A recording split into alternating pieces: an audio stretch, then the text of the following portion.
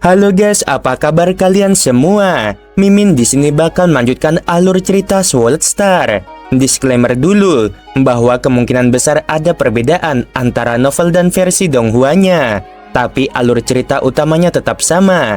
Jadi tanpa ragu, Mimin akan membawakan alur ceritanya. Aliran udara kacau berhembus liar ke segala arah, menelusup di antara pusaran kehampaan yang seolah tak berujung. Daratan luas yang membentang sejauh mata memandang berkabut lembut, mengembun terus-menerus, lalu melebar ke segala arah, seolah dunia itu sendiri tengah bernapas dan tumbuh.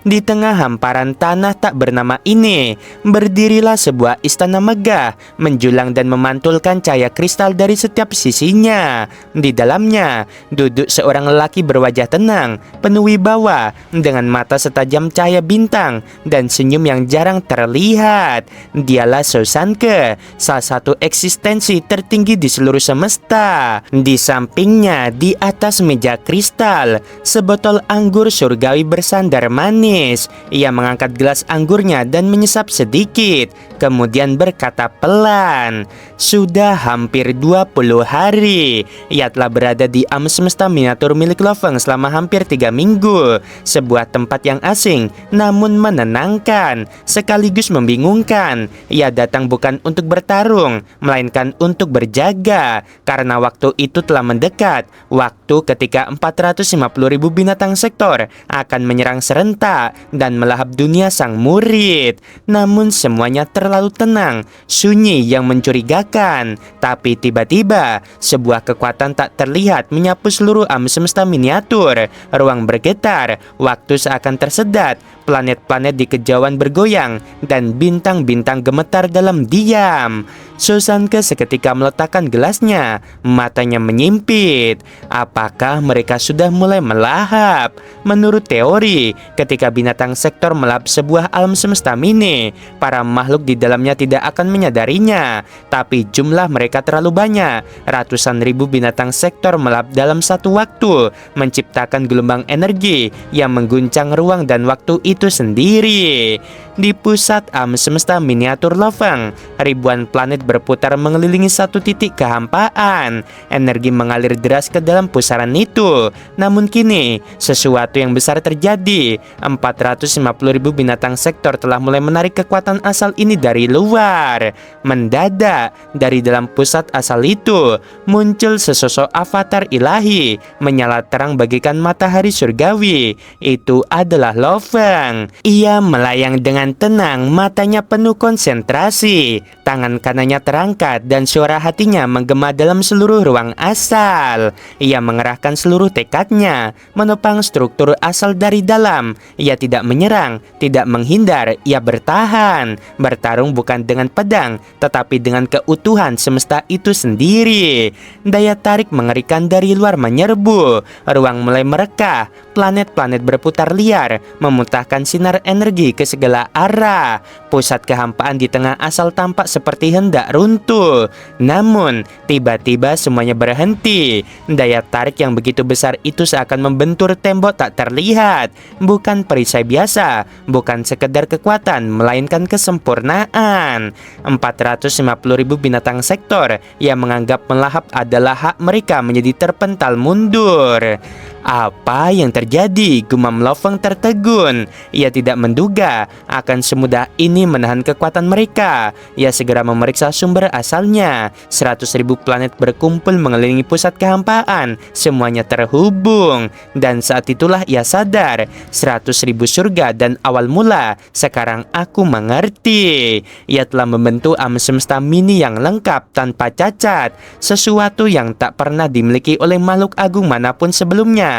Bahkan Dewa Sejati pun masih membangun alam semesta dengan kebocoran dan ketidaksempurnaan. Tapi tidak dengan Lo Feng. Diagram kehidupan 100.000 gen telah membimbingnya menuju penciptaan ini. Di luar, Sosanke merasakan guncangan energi yang besar. Tapi berbeda, bukan runtuhnya asal, melainkan seolah binatang sektor yang terpental balik. Ia segera bangkit dari duduknya, matanya menyimpit ke arah pusat semesta.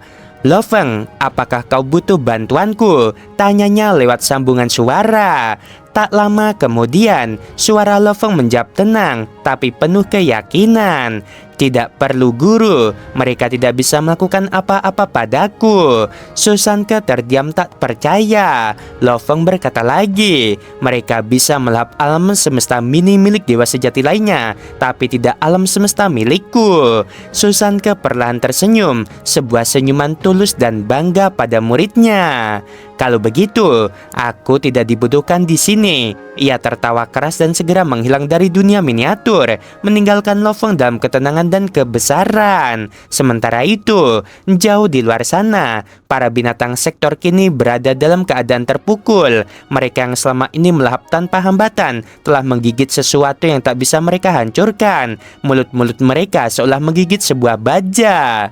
Bagaimana mungkin? Ini penghinaan bagi seluruh ras kita. Ini tidak masuk akal. Mereka tidak bisa menerima kenyataan. Namun Lo Feng tidak diam. Ia justru mulai menyerang balik. Di wilayah kosong era reinkarnasi pertama, Lo Feng berhadapan langsung dengan Xia, salah satu binatang sektor tingkat kelima. Xia melancarkan teknik paling mengerikan miliknya, yaitu Distraction. Aku lebih kuat dari Beide. Aku bisa bertahan, aku bisa, teriak Xia, tubuhnya melesat penuh api kehancuran. Namun Lo Feng tenang. Ia melayang, mata merah darah menyala. Ia mengenakan pedang hantu darah dan diam-diam melepaskan sektor 3 bintang, jurus perbudakan jiwa yang dulu ia gunakan untuk menguasai Morosa. Namun Xia bukan binatang sektor biasa. Ia menyadari ancaman itu. Xia menggigit lidahnya, lalu meledakkan dirinya sendiri. Sial, aku gagal, Lo Feng mengernyit. Ia ingin memperbudak Xia dan membentuk 2 pasukan pemburu, tapi kali ini ia gagal. Di seluruh penjuru, binatang sektor menyadari sesuatu. Mereka tak bisa melawan Lo Feng. Dunia Lo Feng tak bisa dilahap, dan ia kini mulai memburu mereka satu persatu. Jalankan rencana pengabaian, korbankan, lahirkan raja. Kita butuh binatang sektor tingkat ke-6. Sebuah keputusan besar diambil. Rencana yang mengorbankan ribuan makhluk mereka sendiri. Tujuannya hanya satu, memaksa kelahiran raja terakhir, makhluk sempurna yang bisa menghancurkan semuanya, termasuk Lo Feng itu sendiri. Samudra semesta kini penuh ketegangan. Di tengah kekacauan evolusi masif para binatang sektor, hanya ada satu sosok yang mereka semua takuti, yaitu Lo Feng, sang pemimpin Bima Sakti. Di antara 450.000 binatang sektor yang tersebar luas, tidak ada satupun yang cukup kuat untuk menghadapi Lo Feng secara langsung. Bahkan yang terkuat di antara mereka, yaitu Xia, Mengqiu, dan Angxi, setelah melarikan diri ke penjuru galaksi sejauh lebih dari 10 juta tahun cahaya. Lari saja, kata Lo Feng dengan tenang. Kalian semua terlalu lemah bagiku sekarang. Aku tak bisa menghadapi kalian sekaligus. Tapi setelah kalian naik ke level 5, jumlah kalian tak akan sebanyak ini. Saat itulah aku akan memburu kalian satu demi satu. Dari 900.000 binatang sektor yang ada di seluruh samudera semesta, hanya sekitar 50 yang diperkirakan bisa mencapai level 5. Dan itulah target Lo Feng, menghancurkan atau memperbudak mereka sebelum mereka bisa menjadi ancaman nyata. Segera setelah Lo Feng memaksa Xia menghancurkan dirinya sendiri, dia langsung berteleportasi mengejar target berikutnya, yaitu Mengqiu. Tapi perburuan ini tidak mudah. Setelah kematian Xia, para binatang sektor tercerai-berai, melarikan diri ke berbagai penjuru untuk menghindari nasib yang sama. Lo Feng menutup ruang di sekitarnya dengan alam semesta miniatur miliknya, sebuah dunia yang ia ciptakan dengan pikirannya sendiri. Di tengah alam semesta itu, Mengqiu terperangkap. Tidak baik, seru Mengqiu. Matanya menatap pada kejauhan. Dari celah ruang yang terdistorsi, muncul sesosok pria bersayap perak, bersirah penuh, auranya membelah kehampaan. Itu Lo Feng, gumam Mengqiu penuh ngeri. Mengqiu melancarkan serangan dengan membentuk sosok cahaya raksasa berbentuk binatang sektor dan melepaskan pusaran dimensi mengerikan. Tapi Lo Feng membalas dengan ayunan pedang bayangan darah miliknya. Serangan keduanya bertabrakan dan pusaran dimensi Mengqiu runtuh lebih dulu. Teknik perbudakan tertinggi pun dilepaskan. Setetes cahaya menyelinap masuk ke dalam tubuh Mengqiu, menembus jiwanya. Lo Feng menatapnya dengan penuh harapan. Semoga kali ini berhasil. Mengkyu terhuyung lalu terdiam. Perlahan, aura kekuatannya melemah.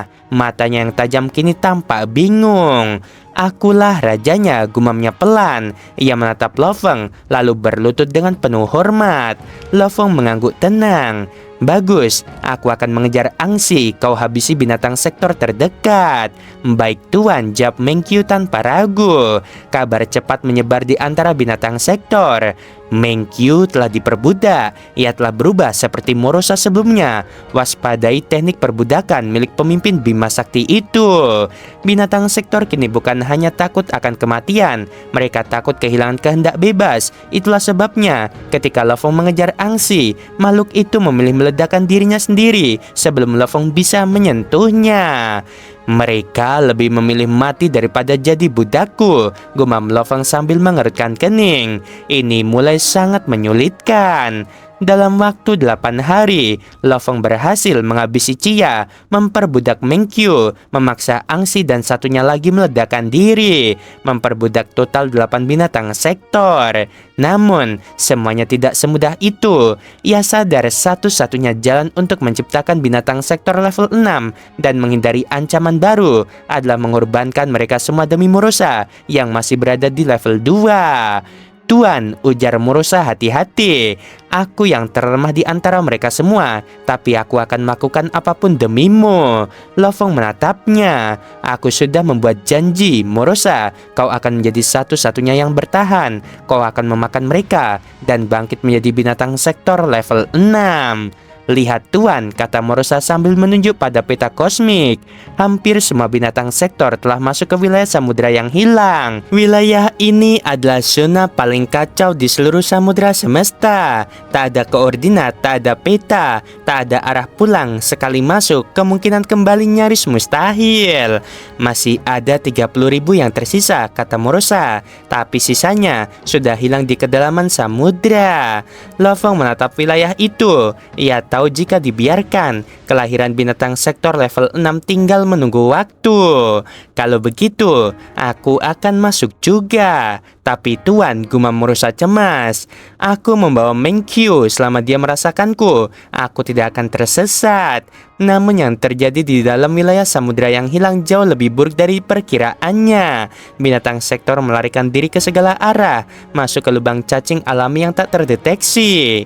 Lo Feng tak bisa mengejar mereka semua. Setiap kali ia mendekat, mereka menjauh. 3 bulan berlalu, hanya 8 yang berhasil ia perbudak, dan sisanya lenyap tak bisa dijangkau. Ia kembali dengan tangan hampa. Namun di tengah keputusasaan itu, ia merasakan sesuatu dari kedalaman ruang waktu. Binatang sektor level 6 akan segera lahir. Aturan takdir besi tidak pernah membiarkan dua raja hidup berdampingan. Mereka harus saling membunuh. Dia menjelaskan kembali 4 aturan besi yang telah ditetapkan oleh hukum kosmos untuk kelahiran raja binatang sektor. Tapi tak lama kemudian muncul kenyataan baru yang lebih kelam. Ratusan ribu binatang sektor telah masuk ke samudera semesta dan mulai menyusun peta, menjelajahi area demi area untuk menciptakan jalur pelarian sempurna. Sementara itu, 30.000 binatang sektor lain tidak ikut masuk. Mereka tersebar di 3 daratan paling berbahaya, tempat yang bahkan Lo Feng sendiri enggan memasukinya. Tuan, itu mercusuar terakhir mereka, kata Morosa.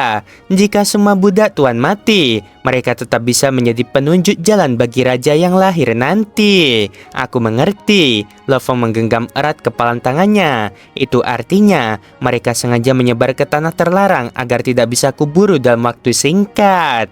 Lo Feng melanjutkan buruannya. Satu persatu dari 30.000 binatang sektor yang tersebar itu ditangkap hidup-hidup, dikurung dalam menara bintang, dan diberikan kepada Mengkyu untuk dilahap, bukan untuk diperbudak. Jumlah budak jiwa sudah mendekati batas. Namun di suatu tempat ia terpaksa berhenti. Lo Feng menatap ke arah jurang tak berdasar. Tempat itu bahkan avatar dewa tak bisa keluar setelah masuk. Di sisi lain samudera semesta, waktu terus berjalan. Ratusan ribu binatang sektor mulai membantai satu sama lain. Pekikan, raungan, dan ledakan bergema di ruang hampa. Akhirnya seperti yang ditakdirkan. Tinggal 2, Mohe dan Yo, 2 binatang sektor tahap ke-6. Di antara bintang-bintang redup, Keduanya berdiri berhadapan. Mohe, seru Yo dengan suara geram. Kau tahu kita tidak bisa hidup berdampingan. Kau akan mati hari ini, jawab Mohe sambil mengangkat kapaknya. Dan setelah itu, pemimpin Bima Sakti itu akan kuhabisi. Akulah raja sejati. Pertarungan pun meledak. Ledakan energi menyayat ruang dan waktu. Namun akhirnya, Mohe berdiri di atas tubuh Yo yang musnah. Dan ia melahap seluruh kekuatannya. Kini, hanya dia, Mohe, binatang sektor tahap ke-6 terakhir yang bebas. Dalam waktu singkat, Mohe kembali ke wilayah samudera yang dikenalinya. Di sana ia disambut oleh binatang sektor tahap rendah yang masih tersembunyi. Kami serahkan takdir ini padamu, Mohe. Satu binatang sektor meledakkan dirinya. Kebanggaan terakhir ras kita ada padamu. Mereka menghancurkan diri sendiri, bukan karena takut, tapi karena tahu bahwa hanya satu binatang sektor harus bertahan. Dan itu adalah Mohe. Di tempat lain, Lofeng menyaksikan kehancuran diri itu. Ada yang tidak beres. Lofeng memicingkan mata. Tiba-tiba, Morosa, Menkyu, dan budak-budaknya yang lain berbicara serempak dengan suara gemetar. Tuan, kami merasakan takdir. Ketika semua binatang sektor menghancurkan diri, takdir itu turun. Kami yang diperbudak pun sekarang dipaksa mengikuti aturan baru. Kita harus saling menghabisi sampai hanya tersisa satu binatang sektor budak yang hidup. Lalu dia akan bertarung melawan Mohe dalam pertempuran terakhir. Apakah itu aturan besi kelima? Suara Lofeng merendah, matanya menyala tajam. Semua ini bukan kebetulan. Ini adalah intervensi hukum tertinggi. Semesta menolak membiarkan Lofeng memegang kendali penuh. Raja tertinggi harus lahir dan bukan dari budak. Mereka mempercepat waktunya. Lofeng mengepalkan tangan. Tak memberiku kesempatan untuk menguatkan diriku lebih jauh. Jika Mohe menang, umat manusia, alam semesta, keluarganya semuanya akan musnah. Namun jika ia menang dan binatang sektor budaknya berhasil bertahan, ada harapan untuk menaklukkan takdir itu sendiri.